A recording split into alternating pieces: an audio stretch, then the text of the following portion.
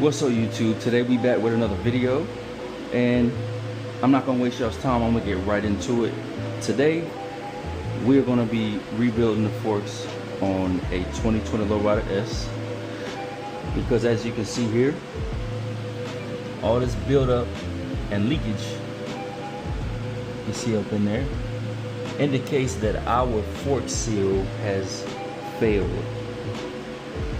So I'm gonna show y'all pretty much the process of disassembling, replacing fluid and internals, and reassembly on one.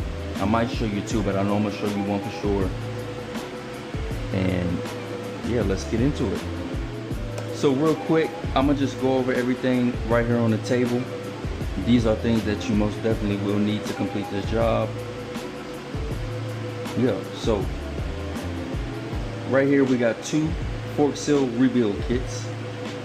And this is the part number right here. This is a genuine OEM Harley-Davidson part.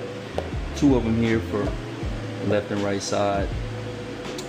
Here's the internals that come in the box: dust seal, oil seal, washer, clip, bottom drain bolt, and those races right there. Some tools you're gonna need: bearing driver. You're gonna need a fork holder for your vise, and you're gonna need a fork oil lever gauge. And I don't have the Harley-Davidson specific spring compressor tool, so we got this one right here that we're gonna use and see how it works out. Also, ratio right. This is how you're gonna measure your fork oil for when you go to replace the fork oil in the newly built fork. Also, service manual.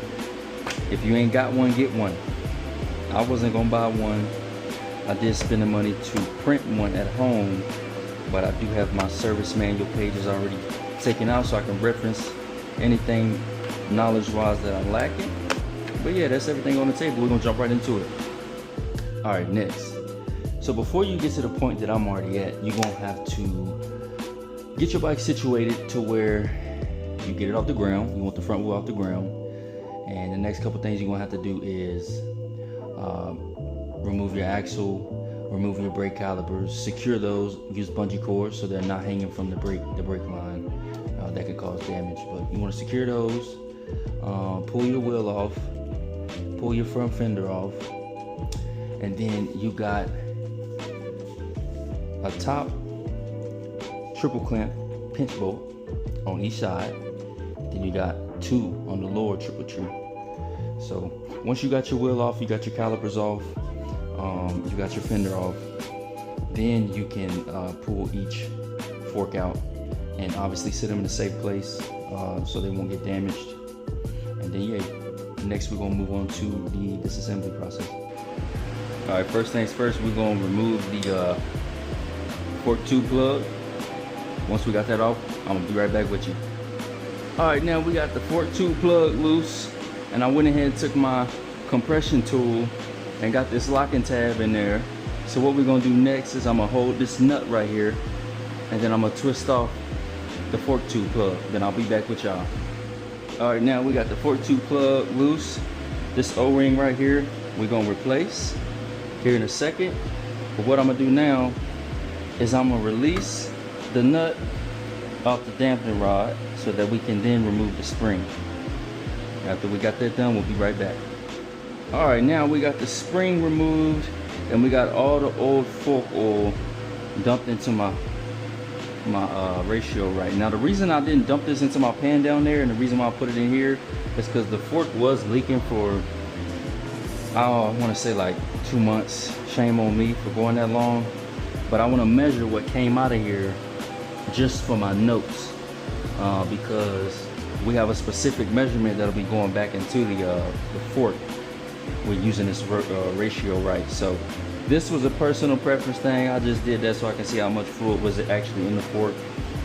But yeah, we got the spring out. We're about to remove the dampening rod, and we're gonna get this separated. One thing I did want to add though is once I remove that nut, on top of the damping rod, and then I drain my fluid. I turn the fork up like this and I pump it a good amount of times so that the rod will move freely, and that I'm also getting excess fluid out of the fork. You can still see that there's some remnants. So yeah, I done worked it enough, but I just want to show y'all that motion I was doing to get the rod to fall down and to get rid of the remnants inside the fork. Alright, so what I'm doing now is removing the screw in the bottom of the fork so that I can release the damping rod. So go ahead and get that out, and we'll be back in a second. Okay, now that the spring and the cartridge damper are removed from the fork tube, now we have to remove the dust cover, and then there is a clip inside here. We'll take that clip out, and then we will remove the oil seal and separate the tube from the fork. Alright, now that I have the dust seal loose and I have the circlip loose also, I'm going to take me a rag, I'm going to grab the fork, then I'm going to grab the fork tube, because we're going to do this motion, slide hammer effect motion, to separate these two. Just like that. That's going to expose the rest of the parts on the fork. Oil seal, washer, and these two right here. See y'all in a second. Alright, so we got all the old seals and stuff laid out in the exact orientation that it came off, because that's how it's going to go right back on this fork. Now, I did inspect everything and, you know, look for scoring, deep gouges and scratches and stuff like that. If there are gouges and deep gouges and scoring, it is recommended per the service manual to replace this. Also, normally in a situation like this, you would want to check the run out of the fork itself, right? So you would sit it on blocks like this, then you would have your dial gauge facing down with the needle, right? And you would check the run out. There's a specification, which for this one, I believe it is, where is it? 0.008. If it were to be out of that spec, you would then obviously replace your fork, your lower. So yeah, we got this old stuff off. We inspected this. Everything seems cool. And I'm gonna clean this bottom out a little bit more, and then we're gonna get the new stuff back on. See y'all in a minute. Alright, so we got our new dust seal, our circlip, our oil seal, our washer, and our bushings back on, right? We got some oil thrown back on here after we got this all cleaned up. And now what we're gonna do is we're gonna throw the cartridge damper back in, and after that we'll be right back. Yep, so new internals installed onto the little fork. Then we just had to slide the fork back up into the fork tube, and then our next step is going to be, well, I already threw it in there, but our cartridge damper we had to put back into the lower fork. And then what we got to do next is we're going to take this new screw and we're going to put some Loctite on it, and then we're going to put this back into the bottom of the fork, and that's going to secure the cartridge damper. Alright, well, I got my fork mounted upside down. I'm going to go ahead and torque my cartridge damper securement bolt, and that's going to be to 11 foot-pounds.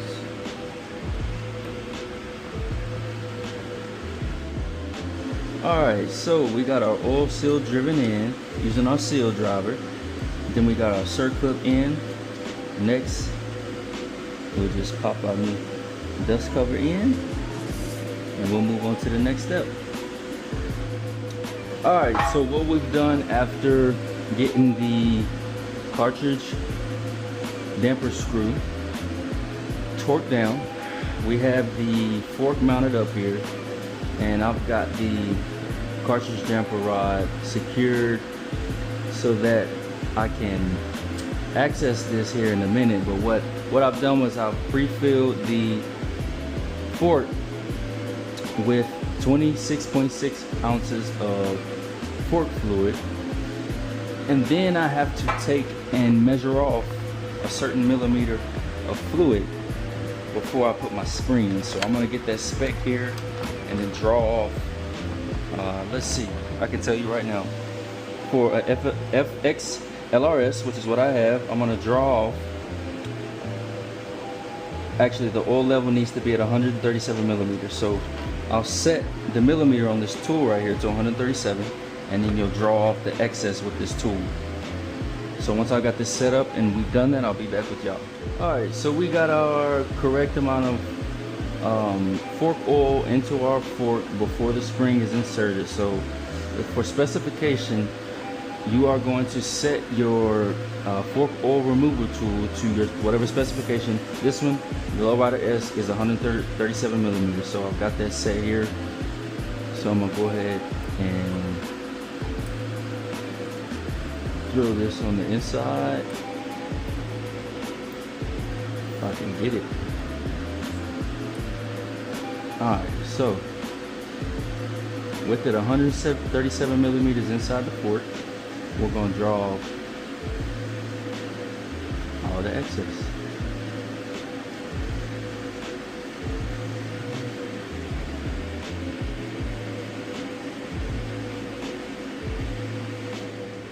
Alright, next we're going to install our spring back into the fork, and then after that we're going to throw the spring joint and the spring collar. Next we're going to install the spring joint and the spring collar.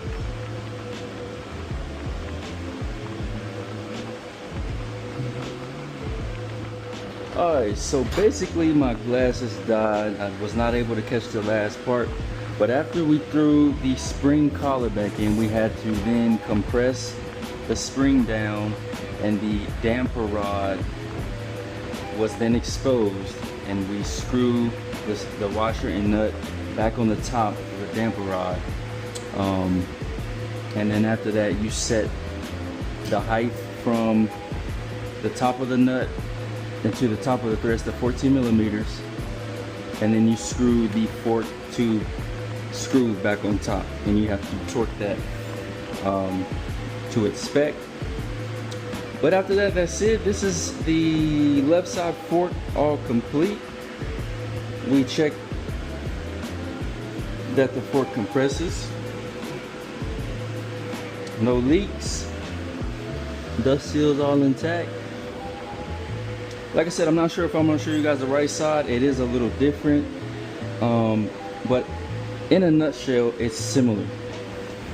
So that's a wrap for today on changing fork seals on a 2020 Lowrider S. We'll catch y'all next time. Thank you for watching.